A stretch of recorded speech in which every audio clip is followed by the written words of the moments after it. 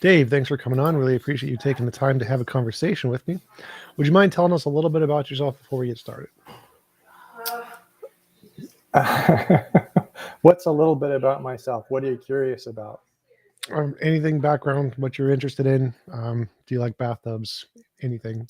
Do I like bathtubs? I like showers better than bathtubs. I'm a coder. I like programming. I like math. Loud bangs. I like cats. That was probably a cat. Could have been a dog. I don't know. Let's see what else. I'm the webmaster for voluntarist.com because I don't think people should be forced to do things. Cool. All right. So the topic today was, can atheism and materialism be justified? Can you tell me more about your position on that?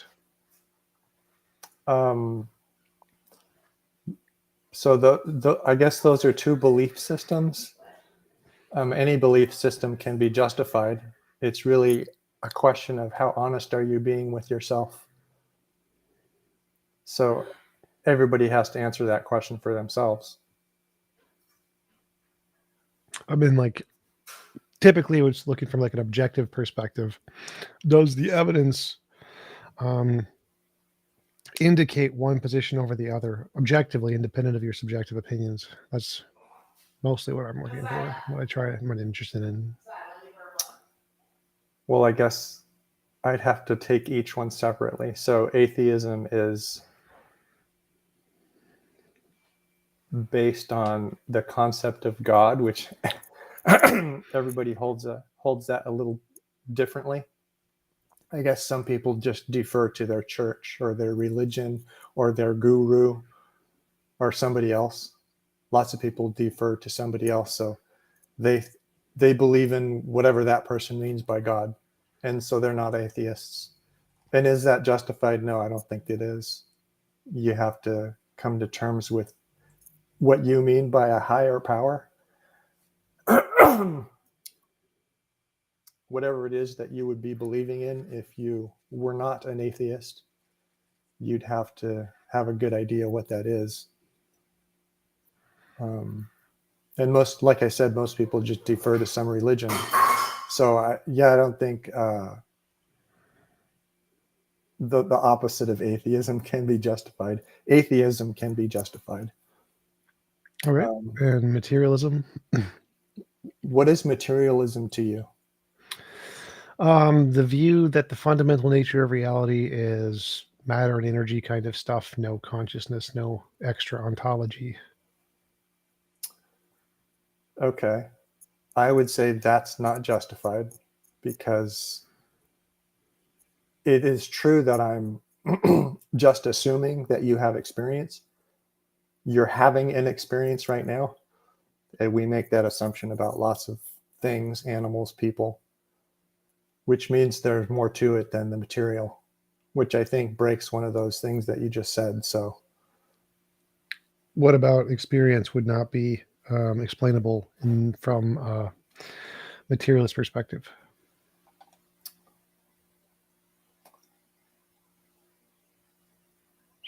For me, it's just not explainable.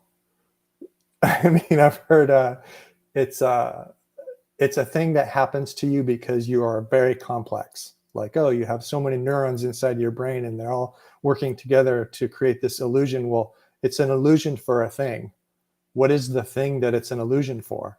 Itself? I mean, yeah, then that's like we made a machine and it seems to have experience. So experience must be fake. But I'm having the experience. Well, I think experience is real. I think it's just an emergent property of brains. I don't think it's a new thing. Right. You don't think that there's a thing other than your brain that's having the experience that you're having. You just attribute that subjectivity to your brain. Like your brain is capable of having a subjective experience. Yeah. I totally understand that. It just didn't feel that way to me. It doesn't work for me. If do you we mean? could build something that would express that it's having a subjective experience, that would make more sense. But everything we build that does that, it's because we programmed it to do it. But why would it be more reasonable to say that materialism is wrong in that instance? Because obviously we haven't solved consciousness in any way. But if you want to say that materialism can't be justified, would seem to imply that there's some other ism that we should believe in some case. Um, and I don't think that's reasonable. I think materialism has a strong inductive case, so it's justified from my perspective. And I think that any alternative of what consciousness could or what could explain consciousness would be unjustified. It would just be hypothesizing. Okay. Would you disagree? Well, sure. But in my head, there's value in you having a perspective and me having a perspective. And that is the case. And those two perspectives are different. And there's value in the difference between the two perspectives because you're you and I'm me. And comparing the two perspectives to see how they differ opens the door to a lot of advancement, I guess you could say, in philosophy, in relating to other people, in having a good life, et cetera, et cetera. Would any of those things relate to it being like justified in believing it simply because it would produce good conversation? Like there are lots of Yeah, sure. I mean, you could look at it that way. Is there? So it seems like there's you have an attraction for reductionism. So if something can't be justified, then you would say, well, there's no use in that thing because it can't be justified. But it might be, and it might also be unjustifiable. We might not have the mental capacity or the knowledge or the evidence. We might not have anything that can validate a particular view, but that view might end up being really useful. It might actually be a correct view. It's just not provable. So the unprovable things which are true would be off limits to, well, you, I think in this case, when I say you seem to be attracted to reductionism, if something's not provable, then it's not available to you and you can't benefit from it. That sucks. I wouldn't want to be in that position. Well, it seems like if the opposite is the case, you can make up anything you want, and the infinite number of false things, which may be untrue and useful, would be accepted from your position. That seems very counterintuitive. Yeah, you're right, which is why we do science. And then science tells us, oh, you have a story about this and it's wrong. And you can prove to yourself that it's wrong because you do the scientific experiment and come up with an outcome that shows your story is wrong. So then you throw that story away. And that is basically what we do with science is we make shit up and then we test it and we show that it's wrong and then we reject it. And we've done that over and over and over again. And we have a whole bunch of stuff that we've thrown away. And then there's a whole bunch of stuff that we haven't thrown away because we can't prove it's wrong. But when you think, well, how do you prove something's right? You can prove stuff is right in math because we made math up. We made up all the numbers and the ways we put numbers together. So we can, you can do math with a piece of paper and a pencil. You don't need to go out in the world and do things. But if you're going to do science, then you have to go out in the world and do things and prove yourself wrong or fail to prove yourself wrong and help your hypothesis become a theory. Yeah, but just having a hypothesis in and of itself probably isn't justified. Just my hypothesis is X. And because we have a good track record with material stuff and making predictions and confirming stuff, seems rational to think that consciousness is just going to be another one of those things on the list of like, if we're trying to answer the question, what stage is consciousness at in the hierarchy of stuff in the universe? You've got like quantum fields, physics, chemistry, biology, brains, and then is consciousness before the quantum field stuff, or is it after the brain stuff? And it seems like based on all the evidence we have, it's rational to conclude it's after the brain stuff and not before the quantum field stuff. It seems like there's quite a diversity between consciousness and physics in that way. Okay. It seems that way. It seems to you that it comes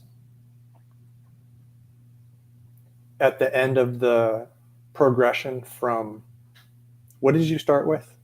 Quantum fields, physics, Quantum fields. chemistry, Okay. biology, brains, consciousness. Okay, so adding complexity. Quantum fields, is that the simplest thing in the universe? Is that why you started there? Probably. Okay, so on the spectrum from simple to complex, to you, it seems like consciousness would be at the end. Like it's super complex. And to me, the opposite seems to be the opposite. Consciousness just is. You just are. I mean, I just am.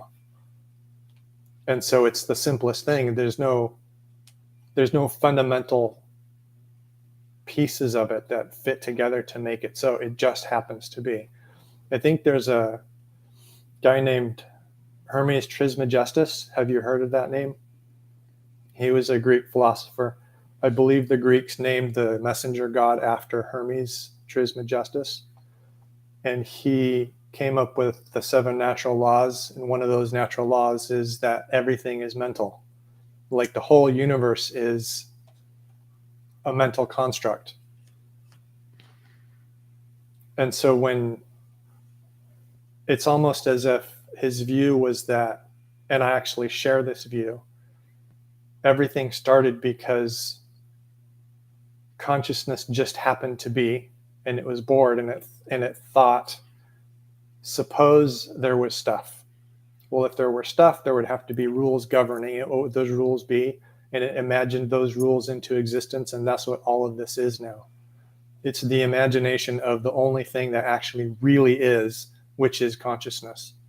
And it just imagined all of this stuff into existence with all these rules that are internally consistent. They make physics work. It all works together. Because that consciousness has a perfect understanding because it created it on its own. And we're all experiencing it as individuals because it's more fun that way.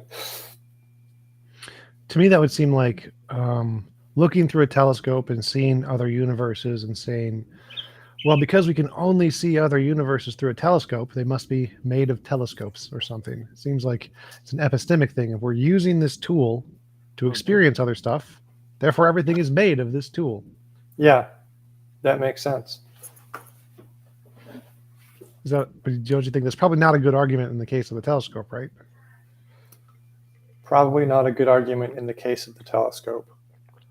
So like I look through a telescope to see other galaxies and then therefore conclude the other galaxies are made of the telescope or they're in the telescope. That's pretty silly, but you're looking through the telescope. Right. I'm not seeing the difference in that case, though. It seems because it's the same epistemic grounds that if you have some medium and you use it to experience something, is it rational to conclude the thing you're experiencing is a product of the medium? And I think that in any case, the answer can be yes. Like if you have a spot on the end of your telescope or something, then that's a product of the telescope. But you can also have good reasons to think, no, that there's a galaxies out there because we look and we see it independently. Can verify it when we're not looking. There's all kinds of things. Computers can verify it.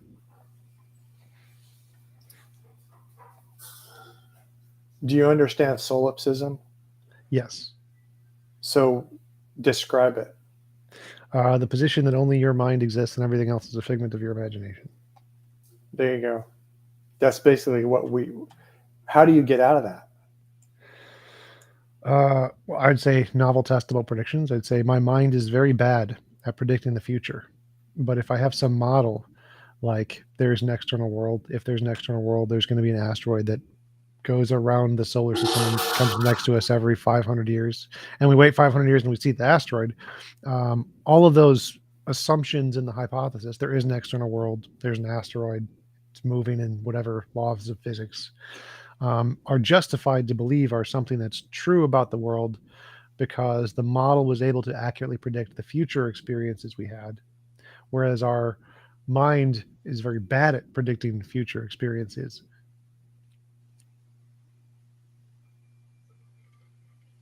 Didn't you just describe the process through which your mind actually does predict stuff? No, because like my mind predicts stuff in lots of ways, and most of them are wrong. Okay. And So I can that's how come up. you get out. That's how you get out of solipsism.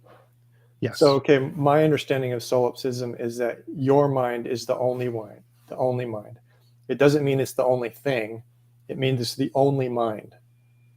And you get out of that possibility by seeing that your mind doesn't make predictions very well. Well, that doesn't have, there's no argument there that there are other minds that can make predictions better. Yeah, Maybe that would be the argument. Other minds make predictions better than yours. So there must be other minds. no, I would say that my argument is more for just belief in the external world, not other minds. If I specifically wanted to indicate other Okay. minds, I would make an argument like, my mind has specific properties that have patterns to them, so I can draw potato in the sand or whatever. And if I see other people drawing potato in the sand, it's rational to inductively conclude they have minds too, because they're doing the same thing my mind is doing, as far as I can tell. Okay. So you can get out of solipsism by induction. Yeah. Okay. I don't remember why I asked.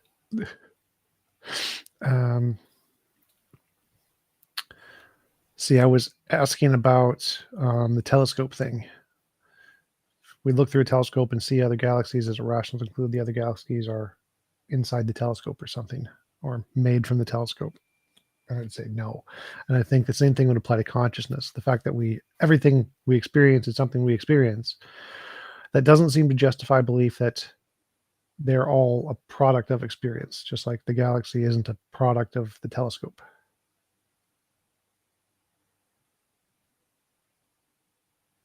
Okay. A product of your own experience. Yeah. What do you dream? Everything in a dream is a product of your own experience. Yeah. Have you done lucid dreaming? Yes. So in that frame of reference, the galaxies you see in your dream are made of the telescope or Right. the mind that's having the dream. Yep. So yeah, it's kind of like, all of this reality is just a dream? You run into the same epistemological problems trying to prove that when you're awake, you're not dreaming. Well, I'd say that's because we can make novel predictions about what happens when I zap my brain in specific areas, what colors I'll see, what I'll feel. We can pretty conclusively determine which of those experiences are a result of the brain and which aren't. And so we can differentiate the ones that are just a product of my experience and which ones are not. And we have very successful models of doing that. Starting from the brain is the primary thing For dreams. for dreams or for whatever experience you have, because we mess with the brain and your experience changes. Right. But our experiences are wrong sometimes. There's something else there independent of our experiences, that if we stop having the experience, like if we stop seeing the moon, it's still there. And so the there-ness of the moon seems to be instantiated in something other than consciousness. Sure. Yeah. I agree. It seems that way. And it probably is that way. But how do you? I'm comfortable entertaining both possibilities. I don't So the question of, what is it, primacy of matter or primacy of Mind. consciousness? Yeah. Yeah, that's an old question, and it's a question that I like, and we're just landing on different sides of it. That doesn't bother me. There's no drive in me to resolve that question, because I resolved it for me, which is good enough for me. And if I meet other people and they resolved it the same way, then we're on the same page for a lot of stuff. But I end up being on the same page for a lot of stuff with other people, even if they don't have that view. So Well, for me, it seems hard to believe why other people are on that side. Because to me, it's like someone who sees a pineapple and says, pineapples are the fundamental nature of the universe. And I'm very confused by this because I see pineapples come from trees, and trees are not the fundamental nature of the universe. And so, how could a pineapple be the fundamental nature of the universe when it's something that clearly all evidence says they come from trees? Maybe we're just wrong about the trees. It's just an illusion or something. But all of the evidence we have say they come from trees, and that's pretty good evidence as far as I can tell. And so, why would it be rational to say that pineapples are the fundamental nature of the universe when all of the pineapples we've seen have ever always come from trees? well, that wouldn't be rational. Would that be different than consciousness comes from brains? Well, is your experience is the only thing that you've ever had, right? Yeah. So is your experience a pineapple? It's not No. my experience. It's not something that comes from trees. It's everything that you've ever had, and it's all that you've ever had. And so from that perspective, you could almost say it seems almost just as ridiculous to think there's actually stuff out there that isn't you, that happens and it's without you and you're not involved. And if you ever come to the evidence that says, oh yeah, that stuff is out there doing stuff, well, then it's part of your experience. If I was always right, I would probably believe that. So if my thoughts, my Yeah, ideas were yeah, 100% correct, always represented reality, I always knew the future, then yeah, I'd yeah, probably believe I was the fundamental nature of reality. But right. I'm wrong far more often than I'm right. And so there seems to be some discongruity between my mental states and the reality I'm experiencing. And so it seems like there must be some factor interfering with the rightness of my ideas that is independent of my consciousness itself, that shows there must be this third variable there, and it has to be more fundamental than my consciousness, or otherwise how could it make my consciousness wrong? I agree with that. Um, what is what happens when you discover that you're wrong? What happens? um I change my beliefs or something. You correct yourself. But then the mystery is, how did you get wrong in the first place? Yep. Because you collect evidence and you think about it and you come to a conclusion and then you discover, oh, that conclusion's wrong. But how did I get there? Because you collected a bunch of evidence, and if all is mind, what's the problem with everything being mind in that situation is that your experience of it doesn't line up. So maybe everything isn't your mind, but if everything is mind, you have access to a little piece of it, which is the little piece of it granted to the bubble universe centered on what? Whatever part of the structure you think of as yourself. So you're in the middle of a big sphere, which is your universe, and I'm in the middle of a big sphere, which is really close to yours, relatively speaking, but it's a different big sphere. It's um, just an interesting thing to think about. But why would Materialism. Yeah, go ahead.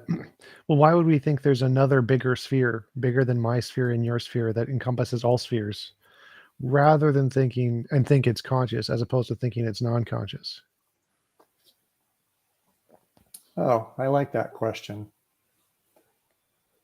Why? Well, I do it because it makes life better for me. It's a perspective that, like this cat, it's a perspective that makes me feel, I guess, less isolated, less lonely, more connected, more in tune with um, what's going on with everybody else who's not me, because I don't have the experience that other people are having. If I'm in the same room with somebody, I'm having a conversation with them, our experience is pretty much the same. And I kind of think of that as a merging of our consciousness. It's like there's one conscious being there, and it's thinking, because I say stuff and they say stuff, and it's got two processors, one inside my skull and one inside their skull. But the conversation and the amount of attention we pay to each other can make the experience be like an experience of one being, but that one being is composed of two people. What is the your question kind of comes down to what is the value of that view? And that's like cooperation and working together. And if you notice that making other people happy makes you feel good, then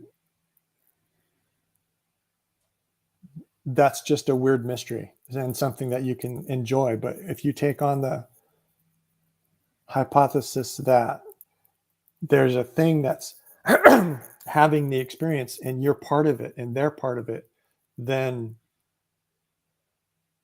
I don't know, it feels more right to me to look at it that way.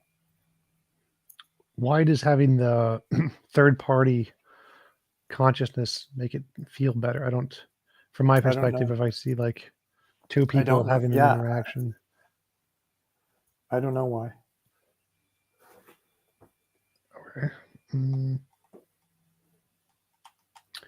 Because to me, it actually seems the other way. It seems like if there's this other person spying on you in a relationship with someone, it seems weird in a way. I had a conversation with a professor recently about would the universe be better if there was a God or something, and he said one of the reasons people say no is because having a perpetual person spying on you 24/7 is very uncomfortable. And the same thing would seem to apply here. Like if there's this consciousness watching your every move, it's not interacting with you in any way or directly in the conversation, or you're having a conversation with another person. And there's this other third person just watching. I mean, it's great YouTube for YouTube content, but I'm not sure if it would be making the situation better. Where did you get the other person? The third Also, person? like, if me and you are having a conversation, we're our own two bubble things, bubble universes. And then the question is that better or worse if we add in a third bubble, a bigger bubble that encapsulates all the other bubbles? And it's Well, just, okay, but how does that relate to what we were talking about? Was okay, I can see a little bit of a connection. If you think of two bubbles and then there's a third bubble, that's different from if you think of two bubbles that just merged to one big bubble. Is that what you did? Because in my head, it's when I'm in a deep enough conversation with one other person, or actually, it doesn't matter how many other people, everybody's there paying attention to the conversation. We're all on the same wavelength. We're all part of that one big bubble. There's no, like nth party, there's no extra. It's just all of us together. You could think of all of us together as an extra one, but that's not an extra one that's part of the group. That's the extra one that is the whole group. It's not outside of the group. It is the group itself. It's almost like um, the experiments where they cut the corpus callosum of people who have epilepsy or whatever, and those people then find themselves getting dressed with their right hand and getting undressed with their left hand. So it's really acting like two people, but there's one person who realizes, oh, I'm acting like two people, and has to figure out how to correct it. And I don't remember if those stories are from the observation of the doctor or of the staff who noticed this happening, or if the person's own experience, they just sort of realized, oh, this weird thing is happening where I'm trying to get undressed to, go to bed at night, and half of me is doing the opposite because I'm not connected anymore, and I realize I'm not connected anymore or whatever. But that's an example of the two beings merging into one. Yeah, I'm familiar with those cases. V.S. Ramachandran talks about them quite a lot, where there's like multiple consciousnesses in one brain. Yeah. But I don't see how. So you're saying that would not be, if there isn't a consciousness isn't fundamental and there's just materialism, then there's not this joining of consciousnesses when you chat or something. What? Well, I'm trying to understand more about what, because you said it makes you feel better to think of interactions as if they're two consciousness bubbles that are like joining into one consciousness bubble. Yeah. And if materialism is true and there is no extra consciousness bubbles, are you saying that's just doesn't feel as good or is less real, or some case the conversation isn't as meaningful in some way? Yeah, absolutely. Yeah. Like what ways? I don't see like inherent value in the idea of the consciousness bubbles merging, so I don't understand what value that adds to something or not something. And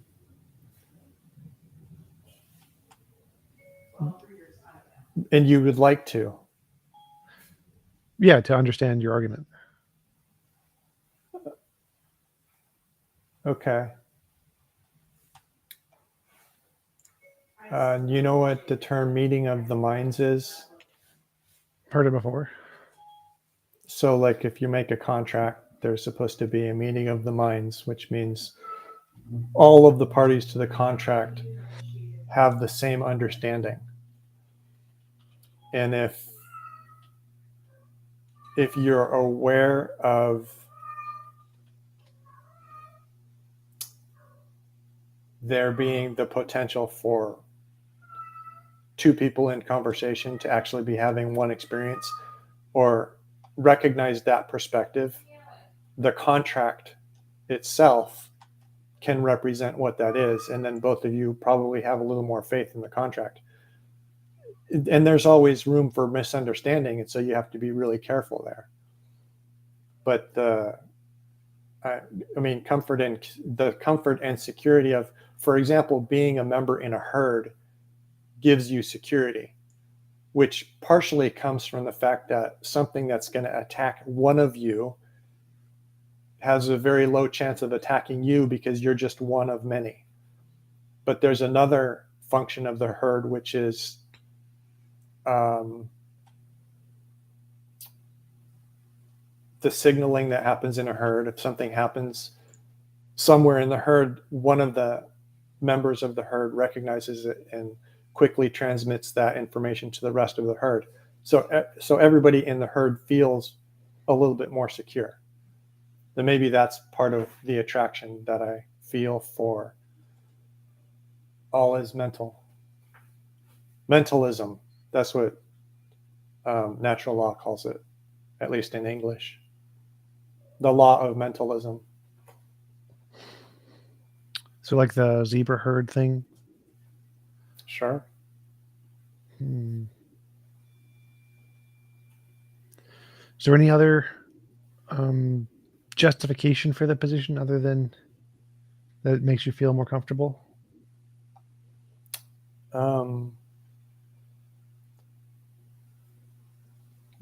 Did we talk about the chick robot intention study last time?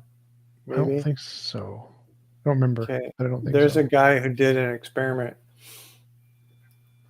I think the title of the paper he wrote is Psychokinetic Action of Chicks on a Robot. He took like a coffee can and turned it into a robot, had two wheels and a pivot point, and then it would take instructions so that it could either spin around in a circle one way or the other way, or go forward straight or go backward straight. So it really only had 4 motions, and it would take its motion instructions from from any source, and he hooked it up to a physical random number generator source. So its motion was random, and then you put it in a cage next to these baby chicks who had imprinted on it because they thought it. So the baby chicks thought it was their mother. They wanted it to be close to them, and it's taking random motion instructions. Without the baby chicks there, it does move about randomly. So it's about 50% on one side of the cage and 50% on the other. But when the baby chicks are there, it's 72% of the time it's on the side of the cage with the baby chicks. So they thought maybe that had something to do with imprinting and chemistry and whatever. So they changed the dynamics and did the same experiment with a second batch of chicks. But instead of them imprinting on the robot, they just put a candle on top of the robot and shut all the lights off. And the same result happened. So the question then is, why is the robot going toward the baby chicks? And the only difference we know of is there were baby chicks there that wanted that to happen. So it seems like the presence of the baby chicks caused something not inside of their brains to manifest because they wanted it to.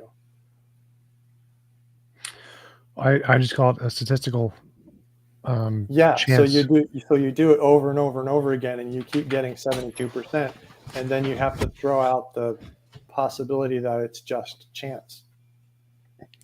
Right. So I would say it's probably just chance. Most likely, it probably wouldn't be repeatable in that way unless there was something like either the chick could follow it around, and so it's on the same size as the box because the chick is literally just following it around. That would make sense. Yep, yep, yep. Or there's a weighted difference to the box, and so if there's like a slight bend because of the weight of the chick, then that would introduce a new variable into the movement of the robot, so it's not perfectly random. Yeah, the baby chicks were in a cage. The robot was in a 10 by 10 foot cage, and the baby chicks were in a smaller cage outside of the 10 by 10 foot cage. But anyway, another piece of evidence, which is just hearsay, is a lady that Tim Ferriss interviewed on his podcast because she was working at a human animal communication research center. And one of the protocols of having a job there is that anything that happens in your mind that doesn't seem to be part of what you're trying to do, you need to write it down. So she was in a room with a dog, and she got an image of a upper arm of a man with a tattoo of a bald eagle on it and a blue sky in the background. And then she remembered that she's supposed to follow this protocol because it's part of her job. So she wrote it down in the notes. And then a couple hours later, she was walking around and she heard some crying from the lobby. And so she went to investigate and found a lady there who had read her report and was crying about it because she explained her son, who had owned the dog, died in a car accident 2 weeks earlier, and he had the tattoo and all that. So in that story, the theory is that the image came from the dog and entered her mind, and that's why she got it, because the dog missed his master. And there's other little stories like that. There's also something I learned in the Landmark Forum. I took the Landmark Forum, and they suggested that sometimes if you're listening actively to somebody and you have a thought which might solve a problem that they're expressing, you don't always have to say it. If you're listening well enough, they might come up with it on their own. which you could say, well, that's because it's in your head and it gets in theirs, which goes back to the single bubble. Or you could say it's just random, which I think you would want to, because you have apparently put some stock into materialism. I'm okay with either one. I like the mentalism better. So it's the side I land on. I wouldn't say it was random. I'd say that if two people are talking about one subject and they're trying to solve a problem, both of their brains are trying to solve the problem, and they're probably pretty similar in their epistemic basis, and so they're probably going to come up with similar solutions. Like that's the Abraham Lincoln quote: "Books exist to show man's ideas are not so original," something like that. Okay. I mean, what would you think about that one? That you can probably find parallels of someone writing a book or writing a story and then looking back in the past and say, someone came up with that before, like Elon Musk's Hyperloop. That one's an interesting one, where we find people in the 1920s also had this idea. Now, I don't think that the mind bubble of the people in the 1920s and the mind bubble of Elon Musk were like joined together across time. I think it's just that there's common patterns in the way that the brain works, such that the way we combine ideas is a similar pattern across timescales, because just how our brain works. And therefore, the fact that Elon Musk came up with a similar idea as the people in the 1920s is more likely explained by the functioning of our brains rather than the joining of the mind bubbles. Sure. Do you think that would count against the evidence of the cases like the one that you mentioned, where because of how our brains work, we come up with a bunch of different ideas and they can be mirrored and just happen to align in those cases, just like they happen to align across time scales?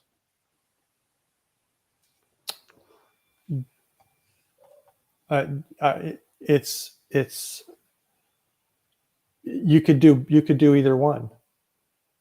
You could use the evidence for or against it, because I mean, you're bringing in it just so happened, right? So there's lots of things that they just happened. It just so happened that this thing, whatever. There's all kinds of examples like that, and we don't have enough examples, or we can't collect the data to do the statistical analysis. Say, oh, the chances of this thing that actually did happen are 1 in a million. Well, okay, but has there been a million possibility? Has there been a million situations where it could have happened? Because then, yeah, we would have expected it to happen once. We don't know, and it's really, I think it's up to each person to choose materialism or choose spirit. Maybe those are, is that good? Two good categories for it: materialism and spiritualism. Sure. Okay. Yeah, I think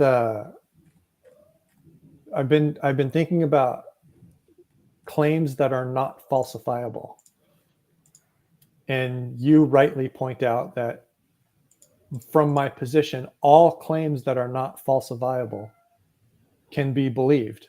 But then I was thinking, well, you can make two claims which are contradictory and both not falsifiable. And then it's like, well, you get to choose which one to believe, because you can't prove that either one of them is wrong. You could also choose to disbelieve both of them. Being okay with all of that is easy for me. I think there's a lot of people that's really disturbing, but it is the case. So why do you think that the vast majority of experts in brain fields, neurology, psychology, cognitive science, neuroscience, philosophy of mind, are lean towards the materialism side?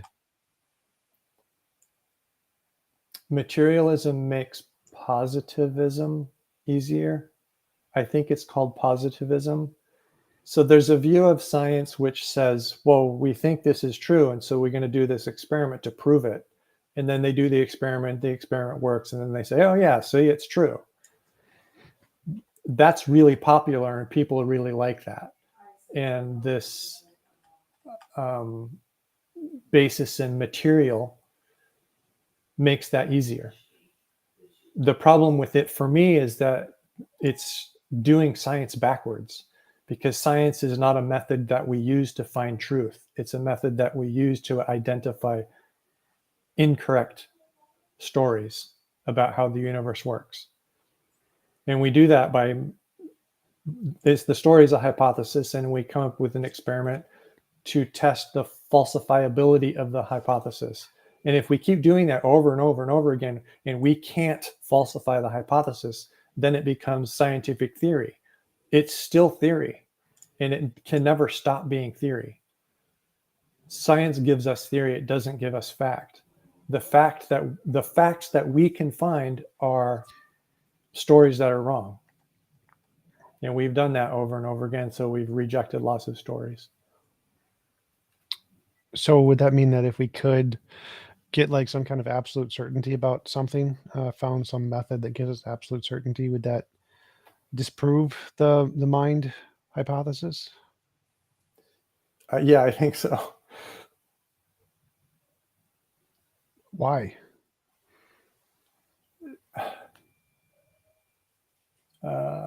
Well, okay, maybe it wouldn't. I don't know. Well, I'm asking because I'm lost on the relevance of why science being provisional means that that's better explained under materialism or something, or No, it doesn't. You asked why all of the people doing science right. tend to be materialists. And the answer is because they like proving things true. They don't like coming up with stories and then coming up with experiments that can show the stories are wrong, which is what science really is. They like using science to prove that things are true, and using materialism and sticking with materialism gives them that, because the induction feels more like deduction. If you stick with materialism, you reject all of the claims that are not falsifiable. There's no spirit, there's no experience. You can't build a machine that has experience. Maybe that's a good fundamental claim to play with. I think that you can build a machine that has experience. We wouldn't know it unless we came up with something, I don't know, some novel test that would demonstrate the experience of a thing. Well, I think we're definitely going to build AIs that have conscious experience, and then they're going to be able to merge their conscious experience with ours, and that's how we'd be able to prove it. Essentially, we're going to have joint conscious experiences where you can just plug it into one robot and plug it into a different robot, and we can just have their experience.